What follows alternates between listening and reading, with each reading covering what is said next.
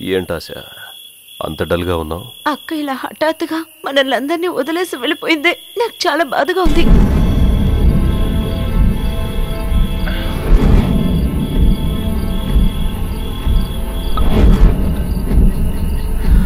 ఏం చేద్దాం, దానికి అంతే రాసి పెట్టుంది.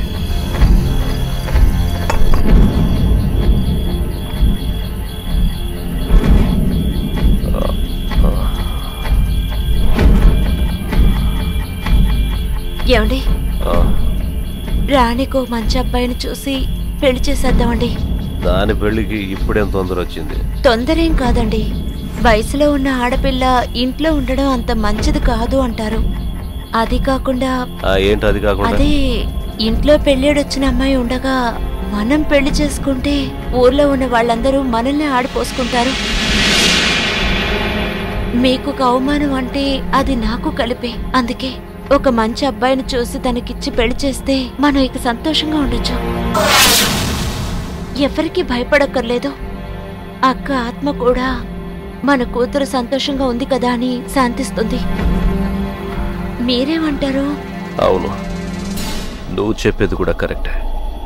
వెంటనే దాని పెళ్లికి ఏర్పాట్లు చేస్తాను.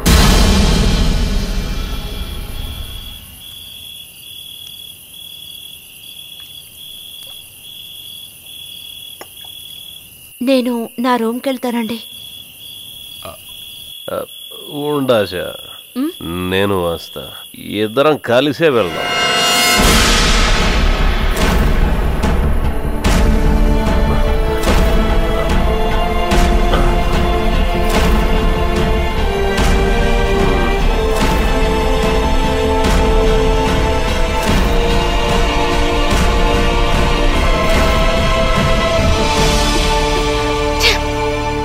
అన్యాయంగా ఆశ ఆంటీ మీద నిందలు వేయకు రాణి.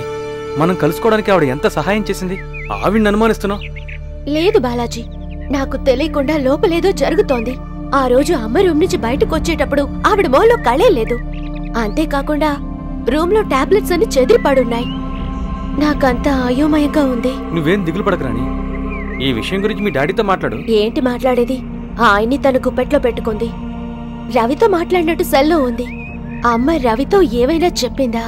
అతనొస్తేనే ఏం జరుగుతుందో తెలుస్తుంది. అన్ని విషయాలు బయటపడతాయి. స్ట్రైట్ గా ఆవిని అడిగేయచ్చు కదా. కావాలంటే నేను తోడుగా వస్తాను. నువ్వొద్దు. రవి ఊరి నుంచి వచ్చాక నేను తనతో మాట్లాడి ఆ తర్వాత ఆశతో మాట్లాడతాను. అదే మంచిది. సరే, అలాగే. నేను బయలుదేరుతాను. Okay okay.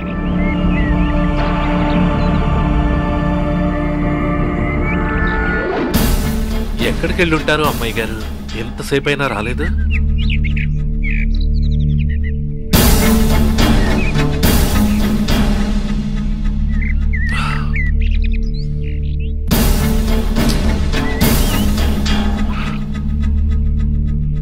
చాలా ఘోరం జరిగిందమ్మా. ఆ ఆశానే అమ్మగారిని చంపేసింది. ఏమంటున్నావు రవి? అమ్మగారు చనిపోయే ముందు నాకు ఫోన్ చేసి జరిగిందంతా వివరంగా చెప్పారమ్మా. రూమ్ అంతా తిరిగి చూశాను. రక్తపు మరకున్న ఈ దిండు దొరికింది. చూసారమ్మా రక్తపు మరక? దిండు ముఖానికి పెట్టి ఊపిరి ఆడకుండా చంపేసిందమ్మా. అందువల్ల ముక్కులోంచి రక్తం వచ్చి చనిపోయారు.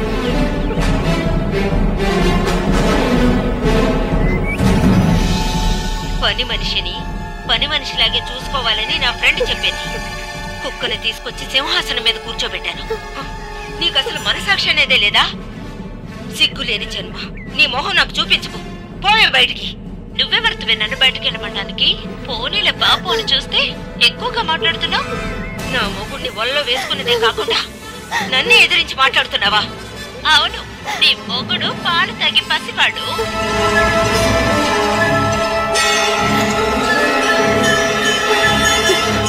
పాపాత్మరాలా, చేయాల్సిందంతా చేసి ఏం తెలియనట్టు అమాయకంగా నటిస్తావా? అది ఎక్కడుందమ్మా ఇప్పుడు? దాన్ని చంపకుండా వదలనా? వద్దు రవి, నువ్వెళ్ళి మాట్లాడితే కరెక్ట్ గా సమాధానం చెప్పదు. నేనే మాట్లాడతాను. ఇదిగో. జాగ్రత్తమా.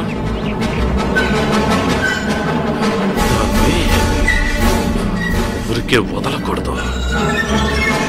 ఆశా, ఏంటి రాణి, మర్యాద లేకుండా పేరు పెట్టి పిలుస్తున్నావు? నోరు ముయ్యవే. నీకిచ్చేదేంటి మర్యాద? మా అమ్మని చంపడమే కాకుండా మా కుటుంబాన్ని నాశనం చేసేవి. ఎందుకే మా అమ్మని చంపావు? ఆవిడ నీకేం ద్రోహం చేసిందే?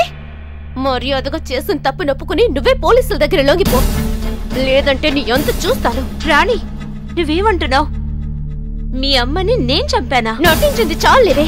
నువ్వే మా అమ్మని చంపవరడానికి ఎవిడెన్స్ ఉంది. తలగడిపైనున్న రక్త మరకలు నువ్వు అమ్మ మాట్లాడుకునేవి ఫోన్లో రికార్డ్ అయి ఉన్నాయి. నిన్ను ఇలా అడిగితే ఒప్పుకోవే. ఉండు, పోలీసులకి ఫోన్ చేస్తేనే నీకు బుద్ధి వస్తుంది. వద్దు రాణి, వద్దు. పోలీసులకు ఫోన్ చేయొద్దు. నన్ను క్షమించు. అలా అని బతిమాలతాననుకున్నావా? ఇప్పుడు చెప్తున్నానే, మీ అమ్మని చంపింది నేనే. నీకు అన్ని విషయాలు తెలిసిపోయాయి కదా? అన్ని విషయాలు తెలుసు. మీ అమ్మతో సరిపెట్టేయొచ్చు, నీకే విషయం తెలియదులే అనుకున్నాను. కానీ నిన్ను వదలకూడదే.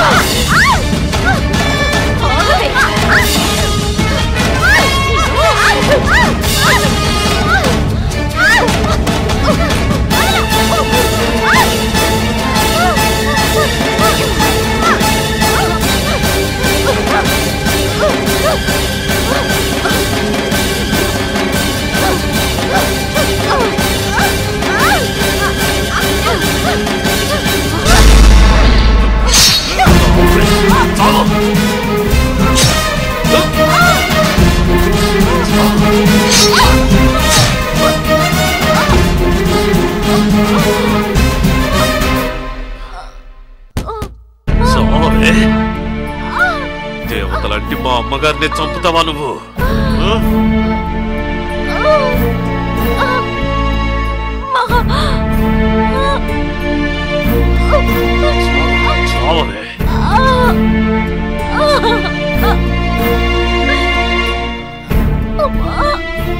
ఎంత పని చేసావు రవి? అమ్మా, మీరేం దిగులు పడకండమ్మా. అది మిమ్మల్ని చంపడానికి ప్రయత్నించింది, అందుకే చంపేశాను.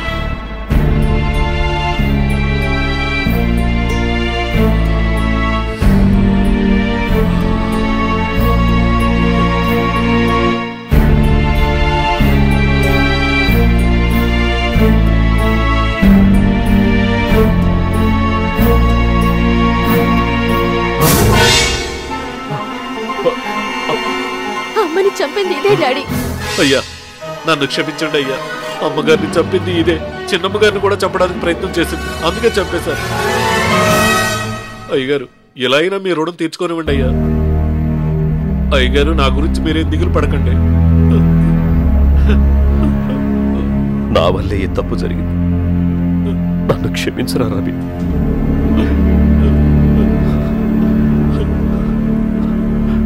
రాణి, నన్ను క్షమిస్తావు కదమ్మా?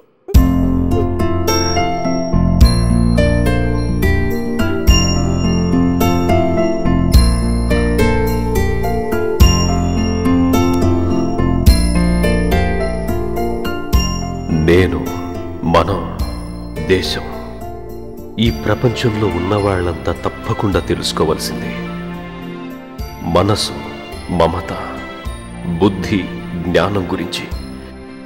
వీటి గురించి వేదం ఏం చెప్పిందంటే, కామం అనేది సంసారపక్షంగా వంశవృక్షాన్ని అభివృద్ధి చేసుకోవడానికి.